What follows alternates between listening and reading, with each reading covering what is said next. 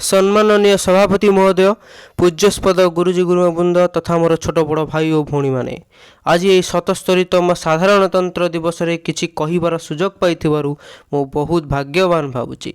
भारतवर्ष एक पवित्र माटी जन्म नहीं मु निजकु गर्व अनुभव करुची।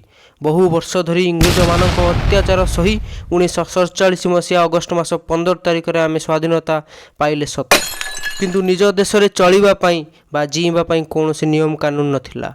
तत्कालीन राष्ट्रपति डॉक्टर राजेंद्र प्रसाद नेतृत्व रे डॉक्टर बी.आर. आंबेडकर बा भीमराव आंबेडकर को संविधान लेखिया पई दायित्व देइथिले। एही संविधान तैयारी करिया पई 2 वर्ष 11 मास 18 दिन समय लागिथिला। शेष रे 1950 मसीहा जनवरी मास 26 तारिख रे संविधान प्रणयन होइतिला। सही वर्ष ठारू प्रति वर्ष जनवरी मास 26 बा आजिर दिन को आमे साधारणतंत्र दिवस रूपे पालन करि आसुचे। एही 77तम साधारणतंत्र दिवस रे आमे शपथ नेबा आम संविधान रे दिया जाइथिबा नियम धारा गुडी को पालन करिबा, निजको आगामी जीवन रे चलापथ को कुसुमित करिबा। जय हिंद, वंदे मातरम।